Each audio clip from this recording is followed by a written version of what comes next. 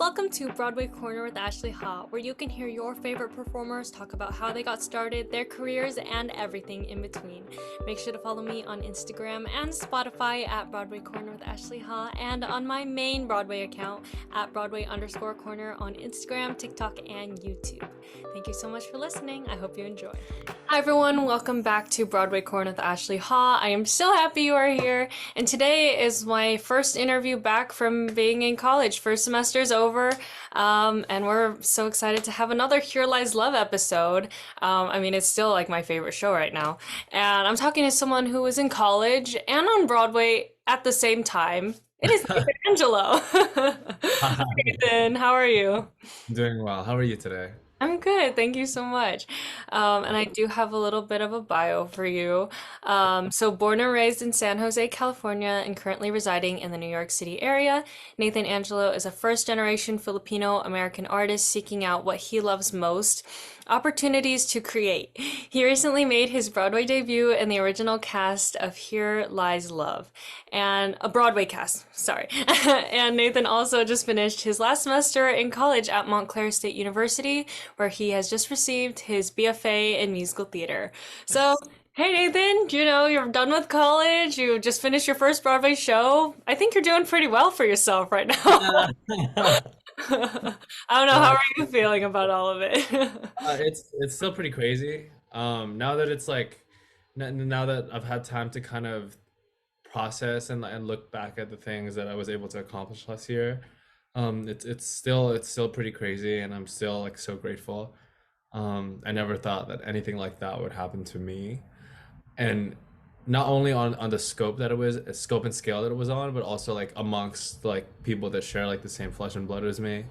That's really special, and unlike anything I've ever experienced before.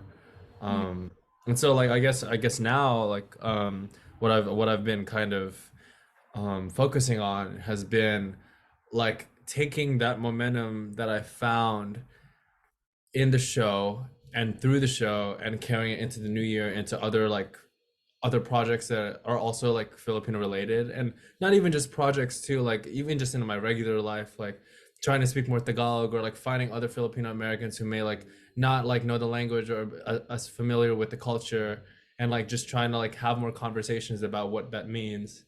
And currently I'm line producing a short film um, by Ray Tish. She's a senior at Montclair State, my alma mater now, which is crazy to say. Yeah. And it's titled The Filipino Goodbye. It's a Filipino coming of age. And like our focus for the film is like addressing toxic behavior in Filipino families and familial relationships, and mending generational trauma, and kind of how like different family members like are able to kind of like bring that thing to light. Yeah. And I think another primary focus of ours is like the nuance of all of it, because with every ethnic group, like there's specific like things that from the beginning of indigenous Filipinos, like things that have carried through Spanish colonization, U.S. imperialism, all the relationships with like other countries, and kind of just like trying to figure out like how did we get here and why do we react to things in the way that we react. So yeah, that's one of the things that I'm working on right now, and I'm really Yeah, no, excited. that sounds amazing, and I hope you are sharing all about it so that all of us can see it after it's all done. I think I saw something about it the other day, and I was like, that seems just really cool, and just like the kind of art that you'd always want to make for not only yourself as an artist, but for yourself personally and just in your culture, since being like a part of your ethnic identity and like a part of your culture is so integral to who you are. I mean, I'm not Filipino, I'm like Taiwanese, but it's like it influences a lot in your life regarding like who you interact with or who you're talking to, how you grow up, and just like all those different things. So that seems amazing, and I can't wait to see that. Yeah. And so let's go back to the beginning All of, right. growing up. Can you talk about like first of all your background, like where you grew up, maybe like if you went to an arts school or anything? I know some people do, I didn't. But just like when you kind of discovered theater and just the art of creation, I guess, of creating art. So I grew up in San Jose, California. I was born and raised in San Jose. I lived in the same, basically in the same place until I was 18 and moved to college. Um, I actually grew up playing sports. Um, and I grew up singing in my church choir.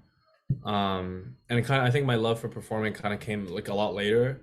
The first show I ever did was my second semester of my sophomore year of high school, and it was Seth Rudetsky's Disaster. And that was the first thing I ever did. And I heard about it because I had a huge crush on this girl, and she did. I know, right? It's so classic. Like she did performing arts, and I wanted to be around her. And I heard that they were that she was auditioning for a musical. And I even remember like my freshman year, like seeing like theater arts as an elective that I could choose and being like, oh no, like I could never do that. That's not something I have any interest in. Yeah. But then I auditioned for the musical. I got the lead role, and then I just like fell in love with not only like the performative aspect, because like it's fun to perform and it's fulfilling to perform, and it's nice to have visibility for yourself and be seen on a stage. But for me, like I think the thing that I've really learned like over the course of like the last year, and really early on too, like there was like little tidbits of this kind of knowledge, was that like the thing that's most important is the people that you're around. Theater is not only something that we go and see, but it's who we see it with, or who we're seeing, or who it affects and who it's about, right? So like the whole community aspect, I think, is something that's really, really, really important to me, and something that like resonates with me on like on a visceral kind of level. Mhm. Um, yeah, and then I started doing theater with a program called Starting Arts, and I was a part of a young theater company called Dream Team, and I did shows with them as well. And like it was nice to like start doing that, because then I could kind of like hone in on like what exactly it was. I still didn't really have much technique. I had no technique really until I went to college, and that's where I fell in love with dance, and that's I mean, for me, like I when I was thinking about like what I wanted to major in, like acting was really, I think, what my primary focus was. But then I was like, oh, but like I also like singing, and I really love to learn how to dance. And so I guess musical theater would be the best kind of way for me to be able to get all of that. Um, Mhm. and I'm really glad I did that, because now it opens me up to like so many different kinds of artistic mediums. Because like working in musical theater, like you get the singing, you get the dance, and you get the acting, but you also get to learn about like costume construction and lighting and set design, and all these different things I realize are all the same thing. It's just in different mediums, right? Because it's all just art. Like Yeah. art happens, and then we are the vessel in which it passes through. And so yeah, like I really think my time at Prospect High School and at Starting Arts really like set the groundwork and foundation for like the raw natural talent that I had to be refined once I went to like a 4-year university. Mhm. Now that I'm done, I'm really just like taking my time to like let things ferment and let the knowledge that I gained really like find how it sits in my body. Um, and I'm taking a lot more dance class. Like today I took my first contemporary dance class. I've never taken it before, or like that kind of style before. And I was like really nervous, but I was really excited because like the choreographer was Filipino.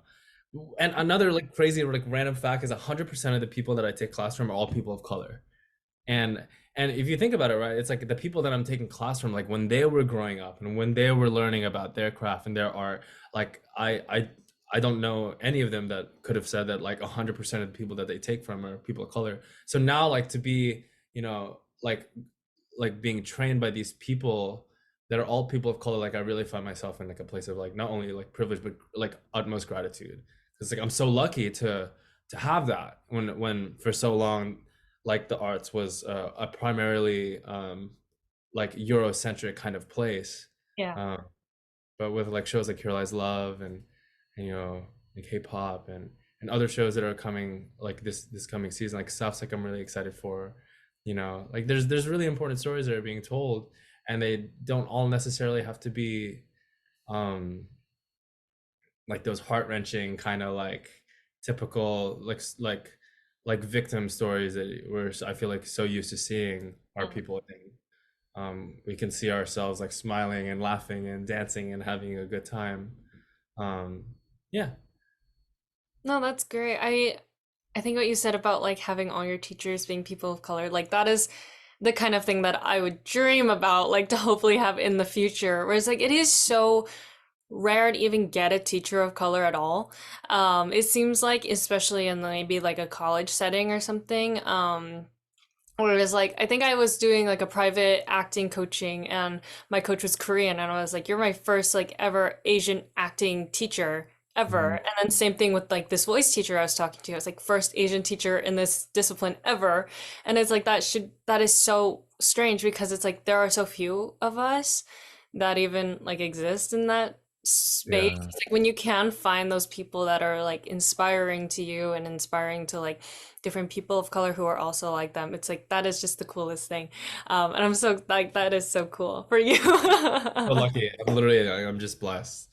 I'm Yeah. just so blessed and thankful. No, There's so much. it's great that you're continuing all your training too, especially after college, because I know that's a thing for a lot of people where it's like after you finish school, you have to, continue the training. You can't just like start out, can't Yeah, just the work never stops, you know. yeah, it's like Yeah, you have to keep doing those acting classes and those dance classes, or just making sure you're keeping up with your voice lessons and things like that, instead of just like letting it sit for too long and then picking it yeah. up later when it's almost too late to like get it really back into where it should be. And like as someone who is in a BFA program right now and has just finished my first semester while you're finishing your last semester, like what is I guess something you would say to anyone who is going through the process? Because actually I don't go to Montclair, but I could have gone to Montclair when I was deciding. That was like one of the top schools that I was thinking of. I was like, oh, Dude, that'd be a great idea. So what is like your advice to, I don't know, just people going through it? Because it is really hard. I know it's especially in like environments where you're surrounded by it 24/7. Ensure that you find moments where you just get to be a human being, you know, where you like go and like explore your other interests and go to like museums or like go to like a concert that isn't like theatrical music, or just like find moments where like you can expand like the other parts of your life, because ultimately at the end of the day, like with what we do is so involved in us holistically, that if you go and do something else that you think is unrelated, it actually really does help the art as well. And also like in environments where you're surrounded by like your peers all the time, and you're like kind of in the environment, and it feels like you can't really like escape it. I guess my advice is just to remember why you're there, you know. Mhm. Like I feel like for me early on, like my first semester of college was during COVID. So like, because I was like the class that didn't have a a high school graduation, and so like for us, like we were together like every so often, because you weren't really getting much like human contact at the time. Um, and so I think for us, like we were lucky if we were all together. But Mhm. like now that like the pandemic has ended and like we've moved like forward, I think something that I would tell myself if I was in your position now would probably be to just remain open. You know, you're going to meet so many different people. There's so much talent all around you. There's so many things that you can like take in. And I think the more open you are to trying new things and dismantling ways that you feel like you need to approach something, and I guess what I'm trying to say is like get rid of all preconceived notions about what the work is and how you approach it, because I think the best way to like keep things fresh and new is to try things and like approach the work in new ways. um I feel like I don't know, for me, like I got caught kind of like thinking that if I was in class, let me use like a dance class for instance, like I had to do something like this specific way, but like this movement opposed to this movement, like yes, it's the same choreography, but it's like how do you fill the in between? Just like finding more ways to play and have fun. Also, really just have fun. Like Yeah, if it's not fun, then why are we doing it? You know? exactly. Yeah. Mhm. That's great advice. Thank you so much. Um, Okay. I think college is such a interesting experience, especially just being like BFA programs are crazy. Like the things Yeah. they have us do are insane, but it's funny. Like it's just so funny to me what we do. But it all goes back to, what we love truly and being I think I've tried to say that too, like be a human first before you're a performer in any means, Yeah. because like, the things you do as a person will fuel into your art. Um, and just make it stronger. Process, So, you know? yeah, it's like you just have to do that first before you can do anything else. Mhm. So yeah, let's talk about Here Lies Love now. Okay. So, since obvious this is your first time being in Here Lies Love, because you could not have been in it 10 years ago, I don't think that Um, worked at all. that would Um, have been or really it would have weird. I how yeah, I don't know. That would have been very strange to see. was like 12 or like 13. I don't even know. Yeah, would not have worked 10 years ago for you. So since this was your first time, like being in the show, like what was the audition process like? How'd you hear about it? Like what was that like for you? So I heard about it. I was filming another thesis film that was done at NYU that happened to be filming 30 minutes away from my hometown. And I was like surrounded like by like the crew, like the people in the cast, like we were all like people of color. It was just nice to be in like on set with like a bunch of people of color, and we were kind of just like I don't know messing around. And then like I look at my phone like one night it's like 8 p.m. and my friend Katie Davis sends me a Instagram DM of the virtual open call for Here Lies Love. And I'm like, I have no idea what this show is. I'm like, there's a Filipino show. Like, I don't even know what that is. Like, I literally knew nothing. I knew nothing about the show at all. Not even the subject matter, which is crazy. Because that, I mean, that's a different conversation. But I just wasn't really informed much about what happened in the Philippines when I was young, growing up in America, right? Um, but then I saw the call. My friend was like, "I think you'd be perfect for it." She didn't even know that it was like going to be a Broadway production. She just thought it was like a show. I didn't even know it was a Broadway production either. I just knew that it had to do with Filipinos. I was like, "Oh, like this to me is culturally significant," and I think that was propelled by the fact that I was surrounded by so many people of color. Yeah. Um, and I was like, "Oh, like this would be a great thing." And so as soon as I get back to New Jersey, um, I like asked my roommates, I'm like, hey, like I need to film a self tape for this thing. It's called Here Lies Love. I don't really know what it is. They're like, yeah, sure, we'll help you out. And I recorded this song called Buan by Juan Carlos. Mhm. It's my most favorite song in the whole world. And it's actually like the song that like helped me kind of start to like understand and speak Tagalog because it's a song that's fully in Tagalog, right? Mhm. Um, and I film it, I submit it, and I'm like, yo, like if they see it, like that's the win. Like I get seen. Because Yeah. I wasn't going into the audition process being like, I'm gonna book this show. It was just kind of like, oh, like they're looking for somebody like me, so I guess this is the perfect opportunity for me to be seen at all. Um, and then I get an email. They're like, it's from Gail and Frankie, and they're like, we'd love to see you in person. Let us know like what your availability is like, and I let them know. I meet with them for my first in-person audition in New York, and I sing Buon. They're like, thanks so much. Like, have a great day. I'm like, cool. So I guess that's that. Like, nice. I got in the room. Like, they saw me perform, and then I get an email that night. And they're like, we'd love to have you back to sing for David Byrne, Alex Timbers, J. O'Connor Navarro, Billy Bustamante, as well as Gail and Frankie. And I was like, oh, word. Like, so, like, I was like, oh, I guess like I'll do this for them. Then sounds good. And then I came in the next day, and then I did it. And I remember David being like, "Oh, hey, like, what's that song about?" And I gave him like a little rundown about it. Like we like shared a few laughs. They said thank you, and I left. And then I don't believe I heard anything for like a little while. But at that point already, like I'd already had 3 wins, right? Like my video got seen, Yeah. like I was seen by casting and I was seen by the director and like other members of the creative team.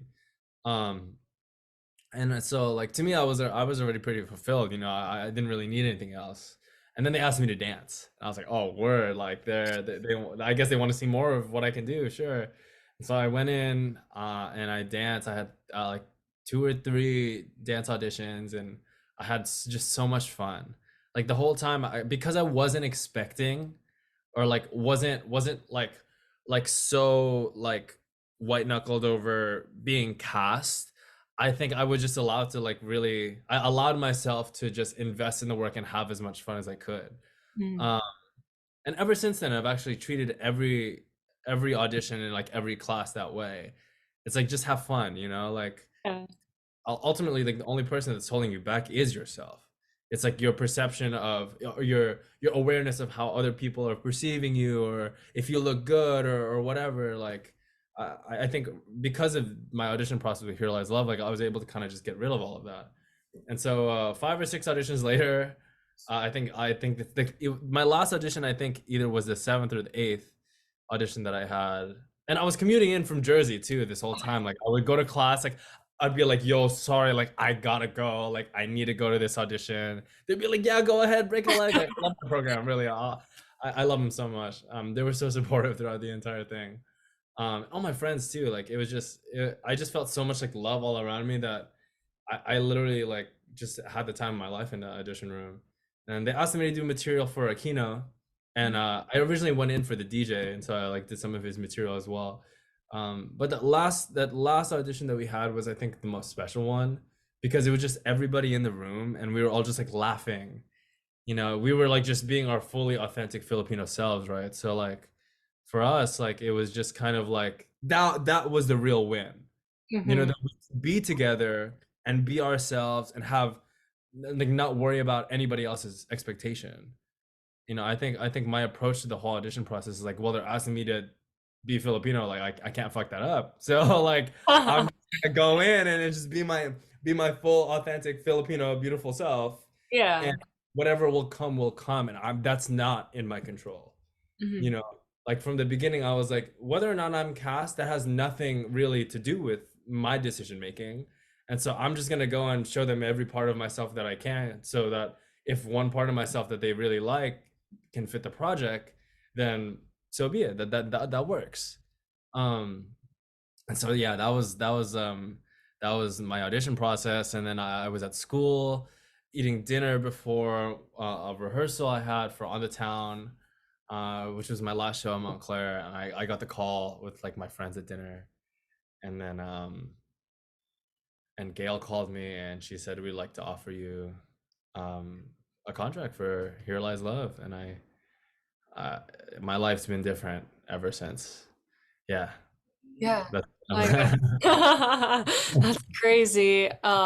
Just how you treated the audition, like that is so cool because as performers, you're supposed to treat audition like a performance, whatever. It's like, but no, just go in there, be yourself, and have fun. It's like that's where you actually can really show your full self is when you're just like yeah. relaxed and you're not putting so much onto each thing. I think I was even talking to Moses and he was saying how like he tried to treat it like just a part of the day, like auditioning. I was like, that's so smart. It's like it doesn't have to have so much weight to it as we think it does. Because it's like what'll happen will happen. It's like whether it Yeah. does, that's not up to you. And so it's like you can just try your best and just Yeah. also, you have fried rice on your shirt. Yeah, I do. No, I'm like, yes, fried rice is life. Rice is life, always. This is a New York based brand that I really like. I can also show you the back actually. It says fried rice as, I don't know if you can see it. Oh, I that's really love this awesome. shirt. This is That like, is it's awesome. funny because like my castmates also really love this shirt, so I just wore it because it reminded me of them. No, it's a great one. I mean, in like so many different Asian cultures, like so much fried rice always. No, for real, like it's life, really. Yeah, yeah. No, Actually, just ate especially. that before this, which is funny too. That's Oh, say weird. that again. Sorry. Actually, just ate fried rice before I hopped on this with you. See, it was perfect. You knew Yeah, exactly what you were doing. You're I like, guess so. Yeah. yeah, no, I'm like my grandma makes fried rice for me all the time. It's like we ate fried rice maybe a week. Like when we were in LA, it's like, always have to have it in your life. And yeah, okay. After the audition process, you had to go in rehearsals and just be Filipino. Like that's kind of what it seems like just from the outside of like you. you Mhm. guys just had such a great time just being together and being a community where that's never happened before ever on Broadway before. So talk about like the rehearsal process, like what it was like for you, if you'd ever been in a professional setting like that before, and just how you approached rehearsing, since the show is kind of crazy to rehearse like, in Yeah. a studio where it's like you don't have the audience either. So what was like really nice is like just to preface, like throughout the audition, not audition process, like throughout, I mean, the entire process, like never once were they like, you need to be Filipino, like you need to be more like that, like they know that we can do that, right? So they don't need to tell us to do that. I think for the rehearsal process, the thing that was like, I think the most surreal is the fact that we were rehearsing it the whole time without an audience, Hmm. right? So it's like from building the show and like learning Andy B's amazing choreography and learning the music of David Byrne with the direction of Alex Timbers, like it was a foolproof equation to success, really, because Hmm. it was so organized, and the work that we did was so specific and intentional. All the while we were just having the time of our life. Like we'd mess around, like we'd like crack jokes, but like what was really nice, I think, is that the fact that we were really able to be so focused that we could delineate when it was time to play and when it was time to work, Yeah. right? Because it's like kind of one of those situations where it could have been so easy for all of us to mess around like all the time. Because right, like some cast members already knew each other or had worked on the show prior or knew other people, but like the work ethic in that room was unlike anything I'd ever seen. I mean, this is my first professional thing ever. So it was kind of like, for me, it was kind of just like, well, like because I don't know how to really act in the room or like compose myself in the room, like I'm gonna just be real, and if I'm out of line, somebody's gonna tell me. Yeah. So yeah, I was kind of just like really just open and present, and like was really aware of when it was the right time to say something or not say something. um but for me, like I think my primary focus was like just learn the material in Yeah. order for me like to really like mesh it in with my own body, which will allow me then to play with the material.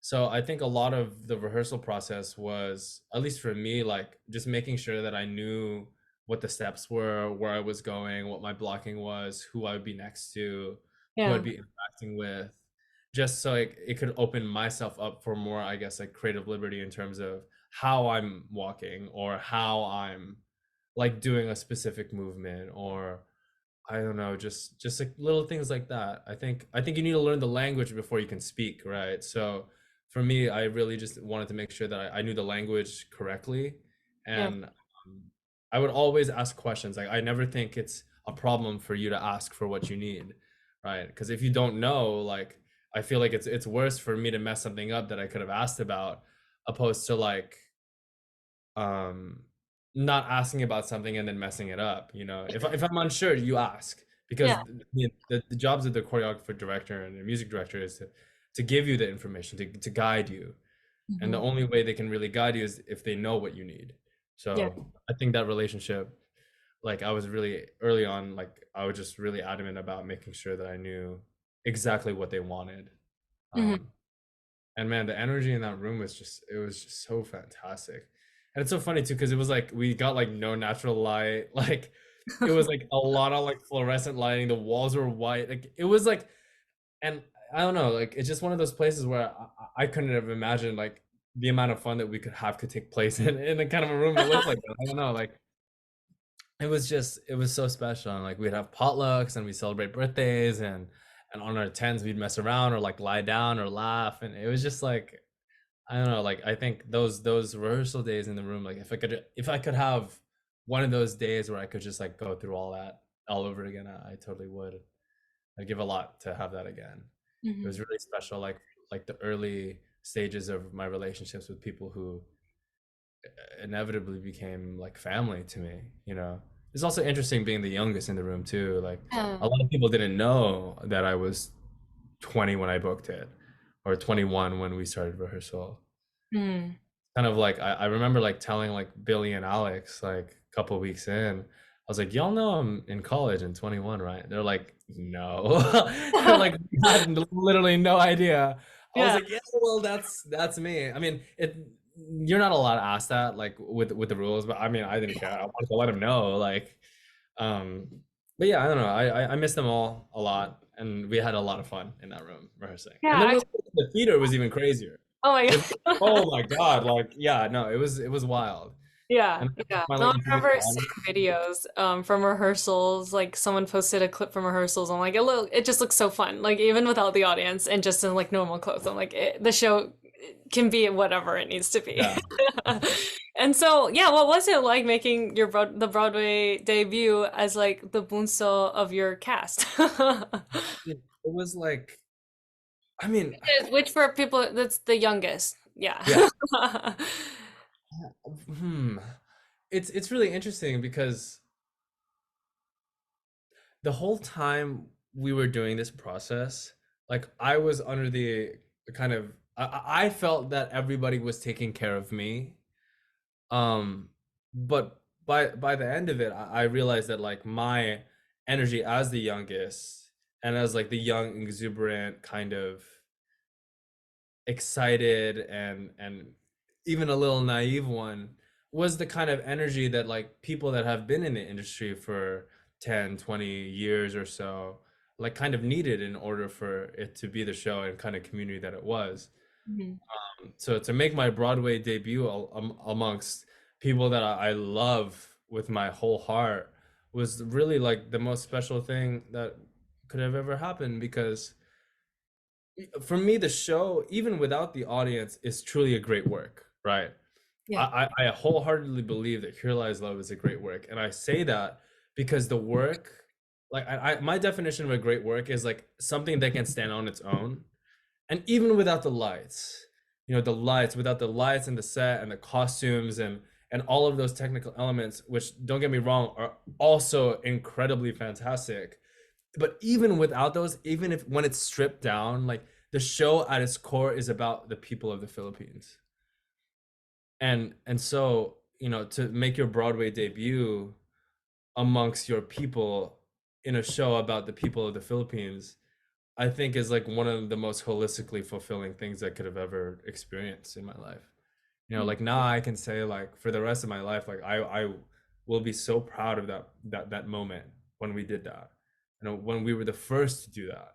Yeah. Because for so long, like the spectrum of the pendulum has been swinging in one direction for thousands of years, right? And if our show even moved that pendulum like an inch, then it's worth it. Yeah. You know? Yeah. Mhm. There's so much to be proud of, truly. Like it was just such a spectacular experience of a show. And I'm like, I listen to it all the time still. I'm like I'm like, it's just I fun. mean, And yeah, I just it's awesome. there's just so much to like remember, imagine in my mind. I'm like, yeah, there is just so much that was so special about it.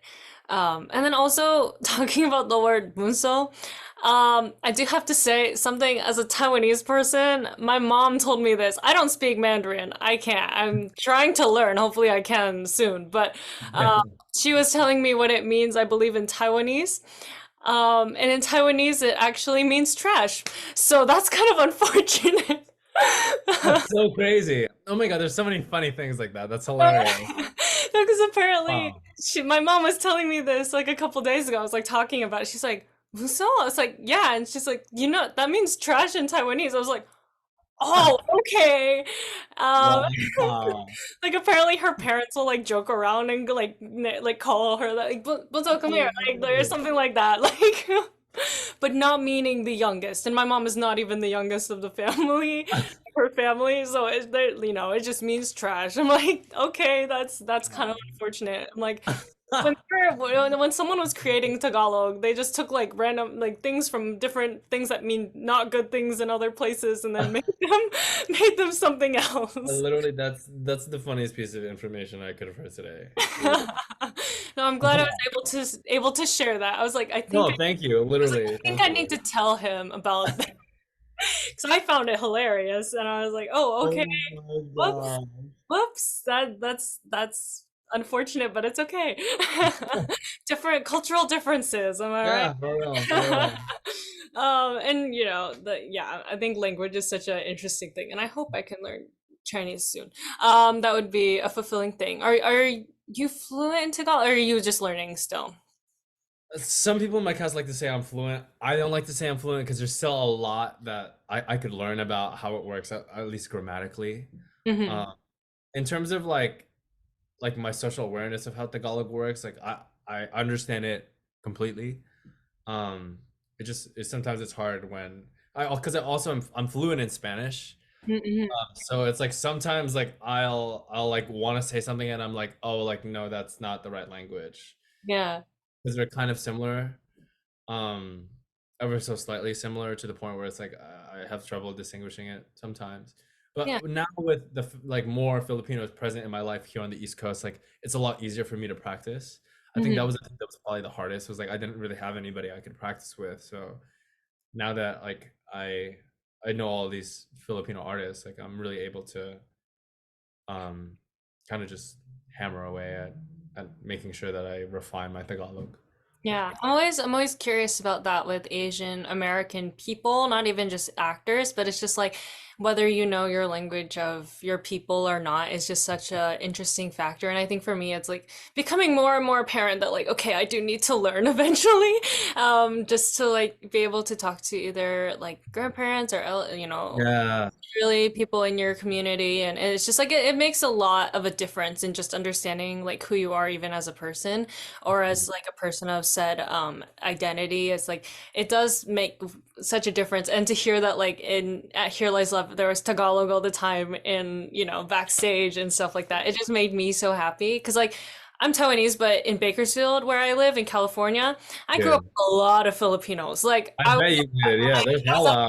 was at my tita's house like yesterday, just like Yeah. hanging out.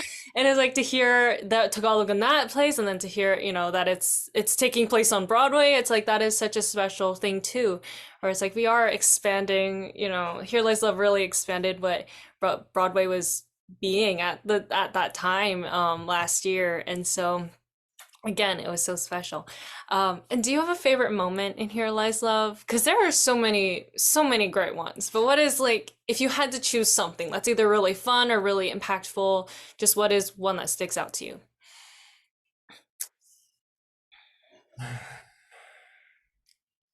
Okay, should I pick one that happened every show, or should I pick just one moment in time period? You can do both, whatever you feel like. I think my favorite,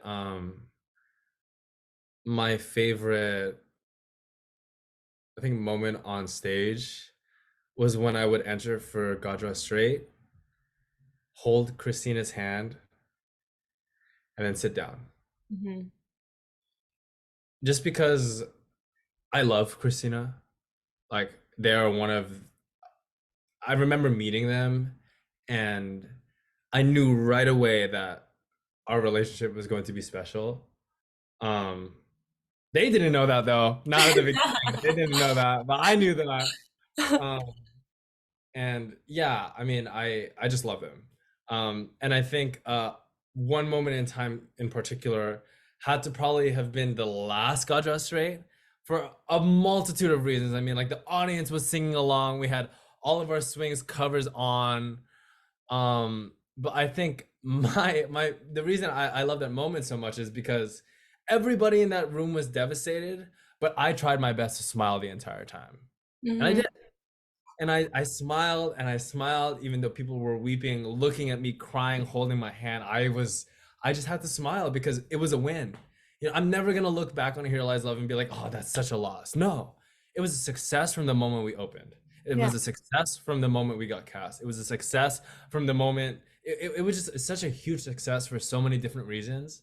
And I mean, like that and that God Rest Straight is exactly why, because it united people and showed people who, whether or not they were Filipino, what that kind of specific experience is like for us. Mhm. It's so, I think one of the things about like any art making that's culturally significant, that's a really difficult thing to do, is making something that's so specific as like the Filipino identity or like the Taiwanese identity or Filipino American, Taiwanese American, or any of those identities that are so culturally specific, accessible to everybody. And Yeah. I really think our show did that because ultimately, yes, it was about a revolution of a people in the Philippines, but it was also just a message about how people can come together and what the power of coming together can really accomplish. Mhm. And so, yeah, I think that was probably my favorite moment, was that last one that we had, because Yeah. everybody in that room was just together, you Mhm. know. It's like my one regret is that I didn't get to go to closing, because it was during Thanksgiving break, I and so know.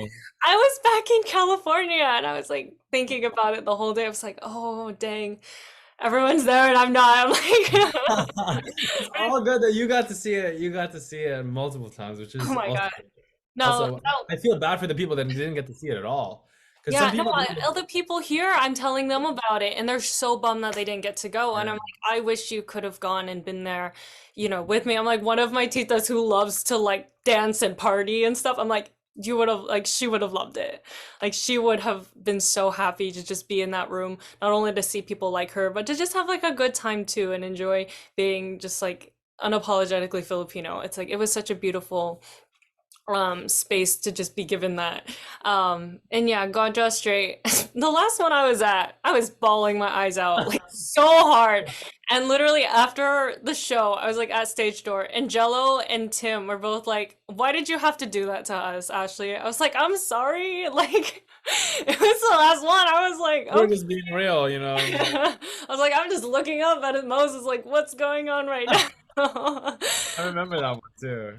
Yeah, that was such a good one. And do you have a favorite costume that you had? Because the costumes were crazy and amazing, and you had really good ones too. Yo, honestly, I don't know if this counts as a costume, but the Fidel Castro mask was my favorite because in that moment I wasn't me. Yeah. I was never me. As soon as that mask came on, I was Fidel Castro. I was somebody else. Like that's such a like mask work is so fun. And I remember on closing, I did this crazy thing. Oh my gosh, I did this crazy thing where so my moment like up on the mezzanine platform Yeah, at the yeah. door, when they're like Fidel Castro. And I remember on closing, I was like, yo, I'm gonna do a Russian. And a Russian is like when you do like a toe touch, but your like feet are like flex. I did it on the platform. I Oh did it my on the God. there's a video of it too. It's crazy. Like, I oh need to my God. see that video. I need to see that video. That is I crazy. got you. I I mean, got like you. that Actually, moment, like that song in itself is insane, but for you to do that just like it was brings it crazy. 10 times. I don't even know. I don't even like really know who. I don't even know who took the video. It just like one day somebody sent me. They were like, "Yo, like somebody got this video of you like doing the Russian." I was like, "Really?" I You're was like, like, "I wait a thought minute. nobody saw that." No, it was crazy. Yeah, no, that was probably one of my favorites.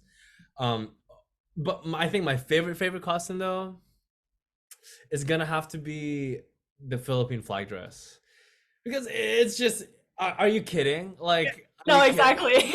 Christina, like Corey in the dress with the flag and a little flag, like it was just awesome. It was No, just so awesome. every time she entered, I was just like jaw on the ground, like, oh my God. That moment will forever be in my brain, and I love Yeah. it. I love that dress. Like every time that they entered, like, Then Ramos, really. yeah, no, Clint, like, I mean, he did freaking K-pop. He also did Here Lies Love. Like, Love you, Clint. Really, I do. he's I really do. just like saving all the Asian shows out here, with his amazing costume design. And what is, Nathan, what is your favorite Filipino food? Because there are so many good ones. And like the But other day, I had some Filipino spaghetti that my Tita Gigi made, and every single time she makes it, I am so happy. Or like every time I have like sinigang or anything, I'm like, yeah, so good. I used to say my favorite was sinigang. Hmm. I used to say that just because the way one of my aunts makes it is really good. But lately, I've really been loving this dish called Bicol Express. I don't know if you know what it is. It's like Explain it's it. it's like it's like a stewed coconut shrimp pork. Oh, Like I don't know if I've had that, but it it's sounds good. really I really like it. I Yeah. really like it. It's really heavy, but like in the winter, it's really nice. I also like this dish called laing, which is taro leaves, coconut milk. I cook a lot also. Um, That's great. it's also my mom's favorite. So whenever I like, I don't know, whenever I make Filipino food, I feel like my mom's around. So Oh, I yeah, feel like I know.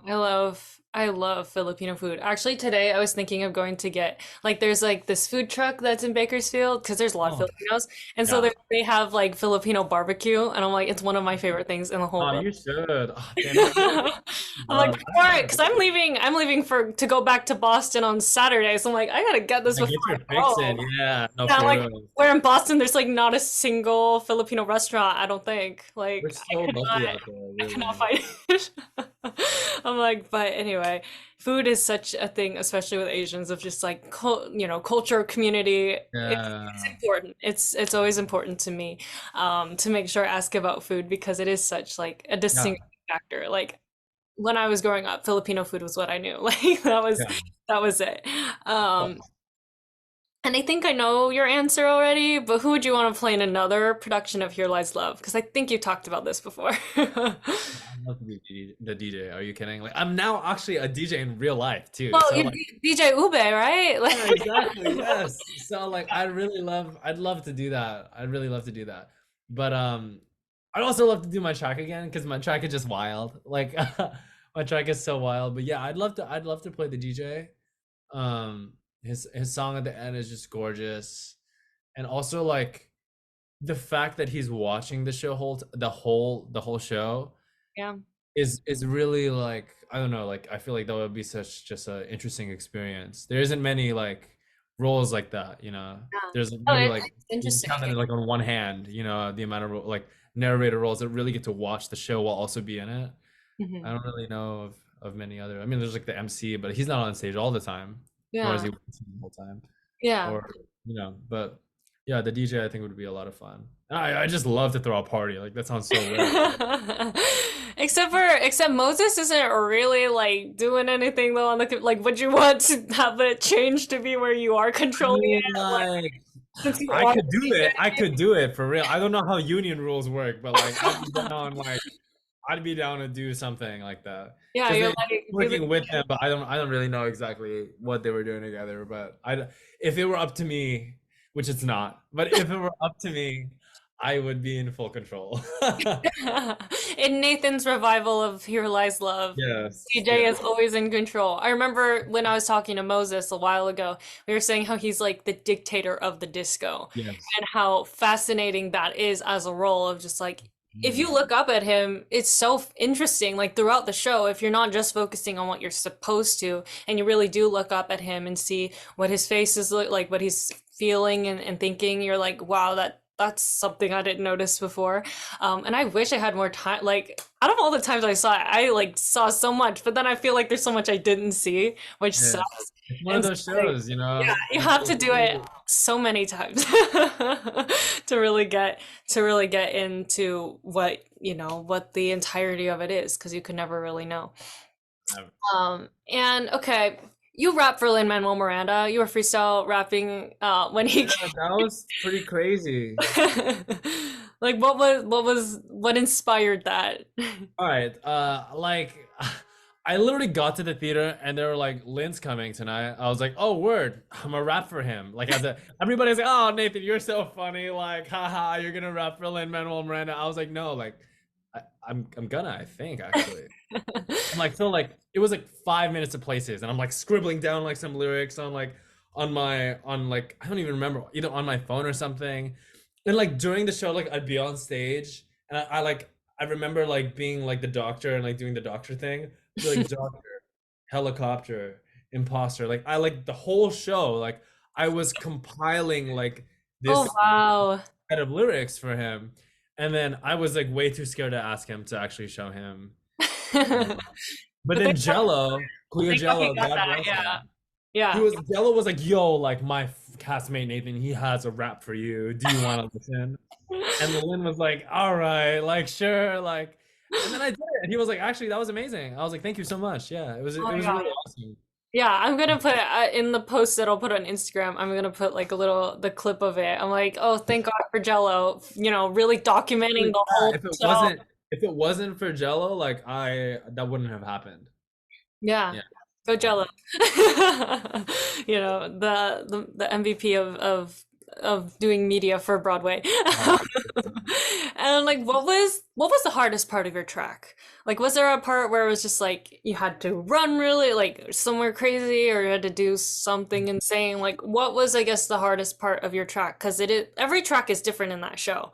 And there's nothing that is like exactly the same. if I'm being real, and to man, Alex and Billy, if you're listening to this, you'll know why. But the flats in Rose of Tacloban, when we're on stage with like those like Yeah, cardboard yeah, things, yeah. that I it took us like months into the run to get it right. I feel like because like no, it was literally so hard for us to match up. For some reason, that was like the most impossible feat for us. I don't know why. Like it's either like I'd be earlier, like Tamat would be earlier, or I don't know. But eventually we got it. Eventually we figured it out. But for the longest time, like that was the bane of my existence. Oh my God. I like see it on like the call, like that's what we're rehearsing. I'm like, oh, I'm like, no, like, yeah, that was hard. Either that or it might change into like the goalie, like the gold Mm, cape, and yeah. that was really hard for a while, until I just started running, really running, like yeah. And once we got the flow, it was a lot easier. It was really the changes that were hard for everybody Mhm. because it was like there was a lot of like traffic jams or like crashes before we really got used to who's going when and who should go Yeah. after. But we eventually figured that out too. Yeah, props to everybody. I mean, that there were so many moving parts in that show, like, and it took everybody to be like 100% invested and present in order for it to work. And everybody really, really committed. It was really amazing, honestly. Yeah.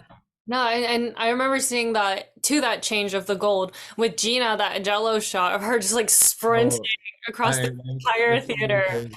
It was like that, and the fact that probably every single person in the cast is probably also doing something similar to that. Yeah, while that's happening, It's yeah, that's insane. I mean, I wish I could have just like been backstage at some time and just like watched backstage like what's going on.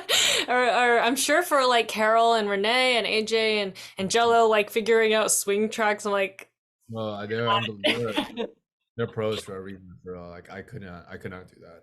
maybe I someday. could, but like they're so good at their job. Like, and it was swing day yesterday. Like Yeah. literally to every swing, because y'all are the superheroes. Like shows would not work without swings, and I really do believe that.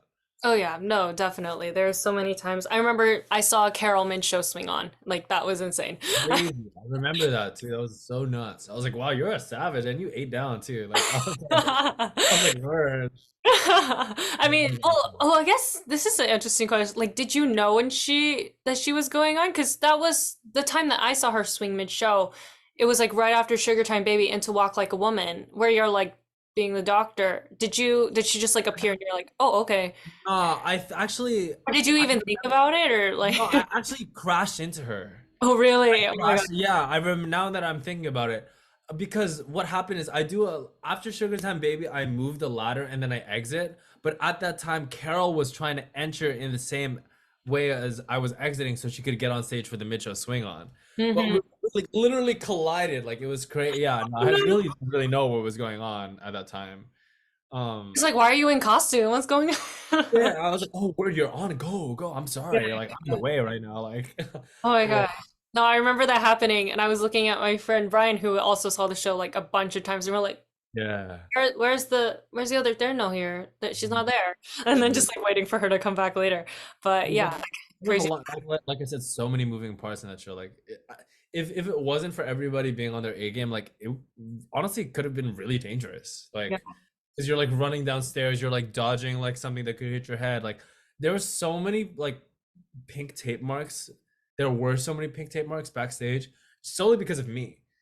Like, I'm because I'm tall, right? I was like one of the tallest, if not the tallest. Like, I'd hit my head on so many things. Oh my gosh. 'Cause I'm like I was the tallest ensemble member, so like most of the ensemble was doing most of the running, right? So it's like I would hit my head like maybe like once or twice a week. Like it was literally crazy. Yeah. It's a lot. until I eventually like figured out like just duck, right? But Yeah. Wait, how tall are you? Are you like, I'm 5'11". oh my gosh, that's really tall. Then yeah, that would be like I know so it many looks crazy. problems. Like I remember when we first got there, and I was like, "Oh, like I'm gonna need to like really duck," because Like, they mentioned it during rehearsal. They were like, "Yeah, you're gonna have to like duck through the mud flaps." And in my mind, I was like, "First off, what are?" I should have just asked. See, one of those examples of where I should have just asked what those are. But they're like, yeah, when you go on for your entrances, like in rehearsal, like just be aware that you're gonna have to go through and duck under something. I was like, word. And then we actually got into the space. I was like, oh, like I probably like really should have practiced that because it took me like a week or two to really get used to doing that. yeah, And no, then we started doing the shows, so you're yeah, like, it was. what's going on? Let's not hit my head again. I'm like, as a another pretty tall person, I'm like, I get that a little bit.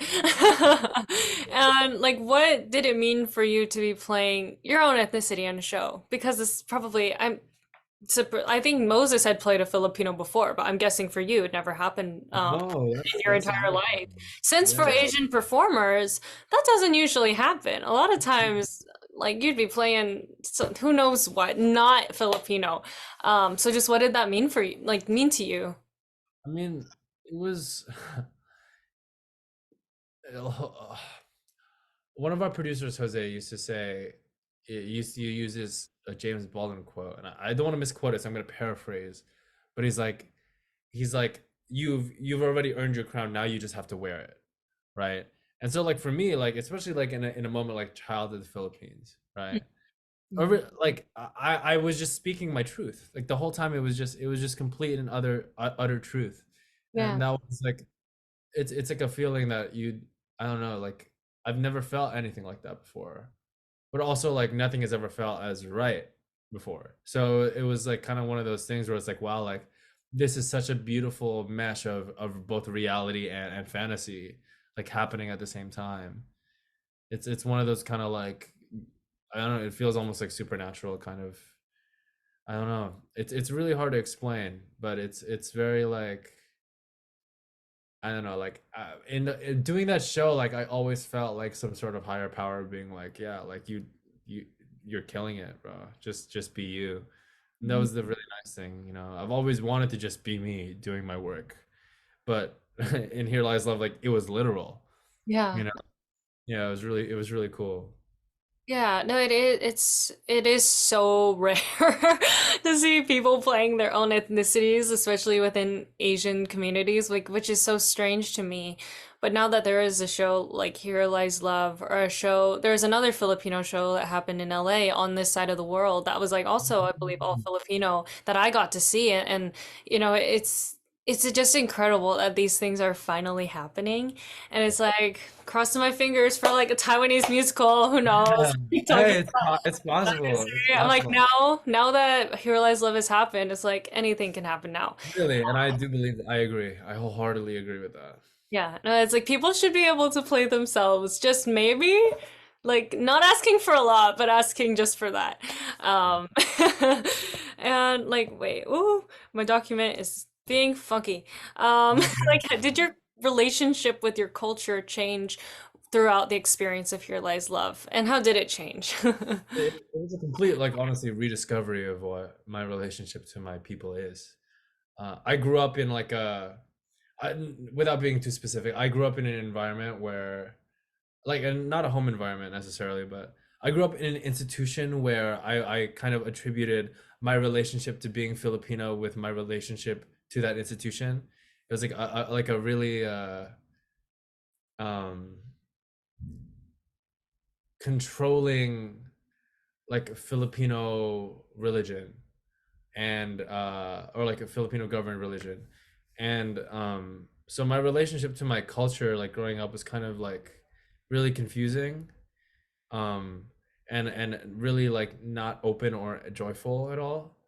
um Hmm. and my relationship with that institution actually had just ended like a year before Here Lies Love had started.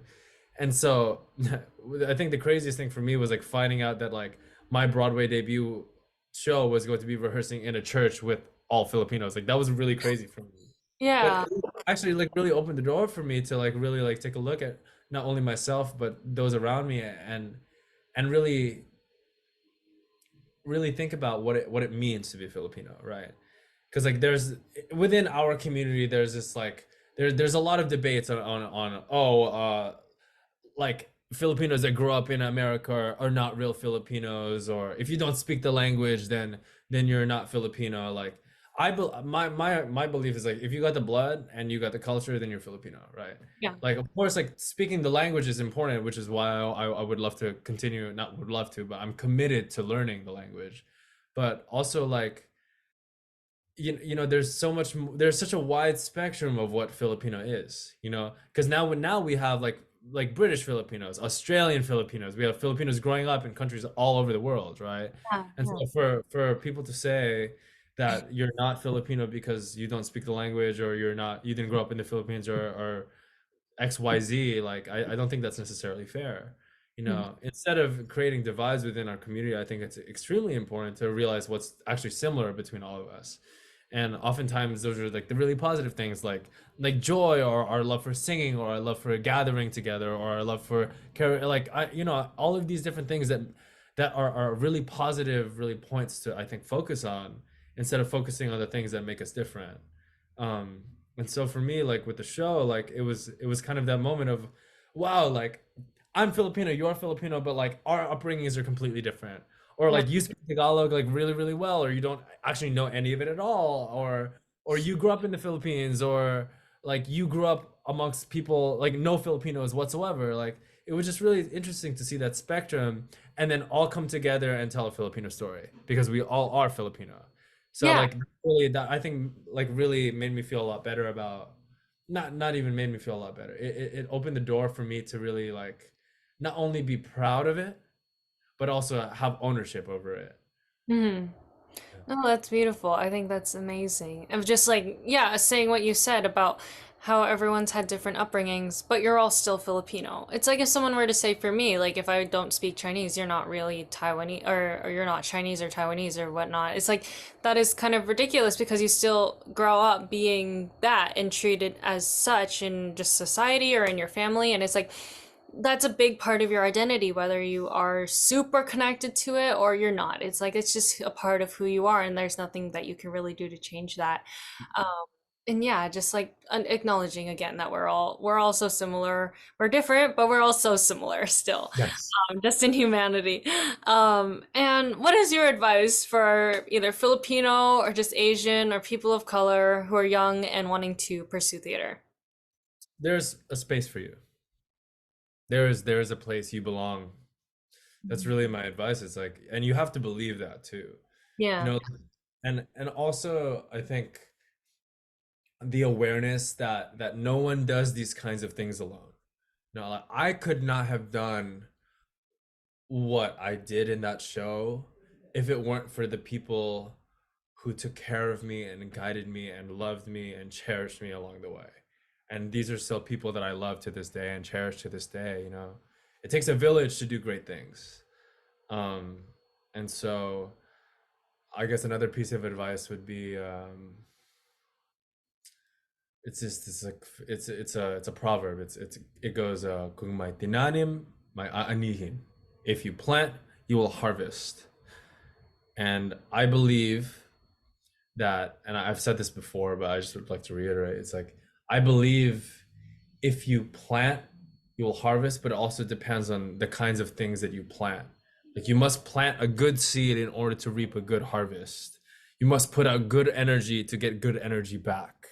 It's all about how you contribute in order for you to even like start thinking about what you can gain from something, Mhm. right? Everything in life is a give and take relationship, and it's just a matter of what kinds of things you give and how much you give, like that will really determine how much you get to take away from something. Now, I poured my heart into Here Lies Love, poured every ounce of my entire being was poured into that show, and because of that I'm able to take away so many, so many, so many great things from it that will carry into my life for the rest of my life. Mhm. um and have as much fun as you can, because like there's no point in doing it if it's not. I like really, I always make sure to tell people that. And it's not that serious. It's not that serious. It doesn't have to be something that you get solemn about when you talk about your work or get like super serious. Like, sure, that's also fine, but also like, I don't know, smile, you know? It's all right to smile and goof around and and not to worry too much about what other people's perceptions may be about you. Hmm. Because ultimately, at the end of the day, all you're gonna have is yourself, and you have to make that a really safe and sustainable place, or else the things that you want to accomplish will not happen. Hmm. You just make sure you take care of yourself first, and before you take care of anyone else. That's a lot of a lot of advice. I know you asked for one thing, but No, those are that's just honestly it's fine. some things that came out, you know. Yeah, no, it's like it just it came to your mind and it was great. It's like you really do have to find joy through this. I think I'm trying to figure that out too, of just like when you're in school, it's like, oh, it's school, but like, okay, you're studying something you like, like try to enjoy it a bit Yeah. and just like have fun with it. Like being a performer, pff, what the heck are we doing half the time? No idea. But it's like it's still something amazing and it's still something so, so beautiful.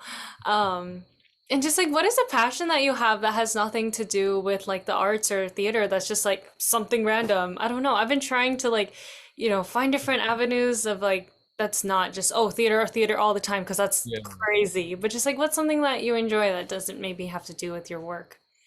I really like clothes. No, I actually, really I like, can see that.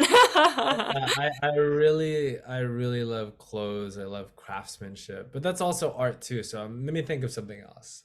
That's still Uh, a good one though. It's like slang. yeah, I feel like the thing is like in everywhere you look, there's gonna be art, right? Because it's like somebody had to come up with why it looks that way or why it's colored like that, and that's also creativity too. So I Yeah. guess. I don't know. I guess fashion probably is one of those things, though. If we're taking that route, I'm currently It's making. apart, I guess apart from theater. Yeah, I'm currently making a skirt for my girlfriend, and we're getting it fitted and figuring it out. I'm making it out of old pair of jeans that I couldn't fit into anymore. So yeah, that's a current thing that I'm doing. That's really nice. Yeah. Like you said, art is so much of what we do, and it's like it's so fulfilling to have different avenues, like doing this podcast or doing, whatever Yeah. else I'm trying to do, or it's just like there is so much joy to be found through all of that. And to kind of end off, like, what does representation mean to you? Oh, representation to me. Uh, I feel like for me, I think representation. Huh. For me, I think, at least in terms of how I would like other people to perceive why I'm doing what I'm doing, is just to see that it's possible for stories where you can see our people laugh and dance and have fun be the things at the forefront, opposed to maybe other stories where Wayne here. This is gonna be a better way to explain this.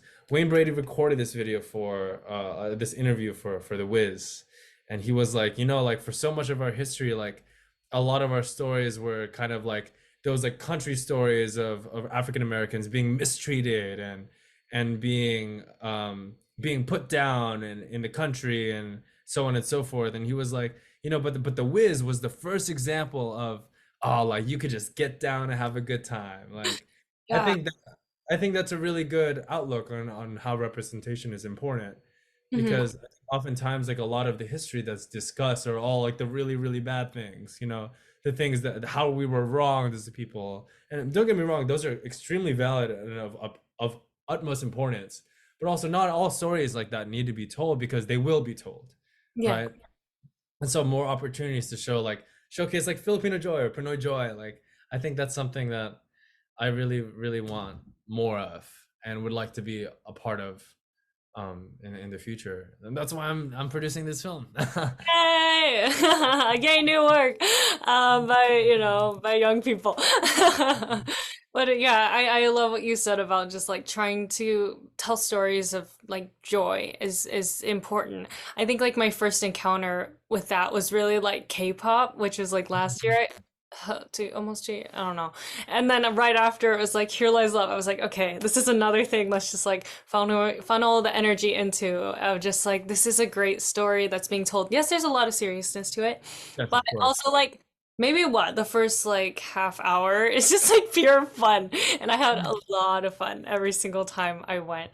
And I think there was just really nothing like it, and I'm like, can we bring it back, please? Yeah. Somewhere, sometime, someday. I'm like, bring it to California, where all the Filipinos are. Um, in reality. Yeah, Um, but dude, I'm down. Let me know. yeah, I know you're like, we'll relocate for Here Lies Love anytime. But yeah, how can everyone, find you and follow you online, whether it be Instagram, whatever, TikTok, just to keep Not really supporting on your I'm not project? really on TikTok, but you can follow me on Instagram. It's Nathan G. Angelo. Or if you want to look at my website, that's also nathangangelo.com. Um Yeah, websites. yeah, that's really it. Yeah. I mean I like my website just because it has like other kinds of work that I have on there, like some of my photography or like some stills of me or just more about me. Mhm. But also just reach out like if you have any questions about like really anything, like feel free to just like send me a message and I'll try to help as best as I can. Like I'm no like all-knowing person, but I think I feel like I've lived a like a lifetime like this last year. And so if I have something to offer to you, then feel free to reach out. Yeah. Yeah, no, that's great. I'm sure everyone's gonna want to know all about Nathan.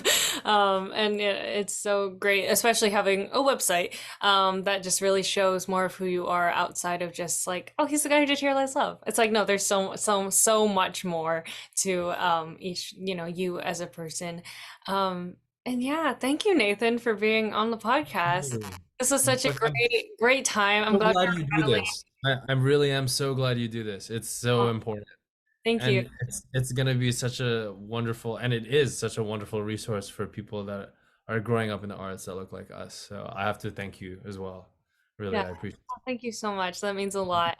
I'm, just trying to bring a different perspective that hasn't been heard as often in this industry and in this world, to just show, that we're all important and we all deserve love and empathy and have different stories being told that may not look like, the people in the audience all the time, and that's okay. To just be able to witness such a beautiful story like Here Lies Love and really see, just who I grew up with in it and people around me and even myself in it, even if I'm not Filipino. I mean, Renee's dad asked me if I was Filipino after the show once. Huh. I was like, no, I'm sorry, sir, I'm not. But I'm like, I'm Taiwanese. He's like, that's close enough. I'm like, okay, that's fine. I'll accept it. Um, but to just have such a beautiful show like Here Lies Love have on Broadway this past year was just such like a light in the darkness after K-pop closed. I was like, this is it. This is it. We're gonna do it again. Have more Asians on Broadway.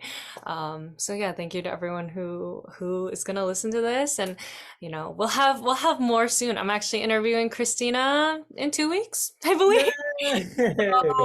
More Oh, Pinay joy all around. I love that. That's awesome. That's awesome. But make sure to follow Nathan on all of his things. I'll link them below. Make sure that it's accessible, and we'll see you next time. You've been listening to Broadway Corner with Ashley Ha. Thank you so much for tuning in. I'll see you next time.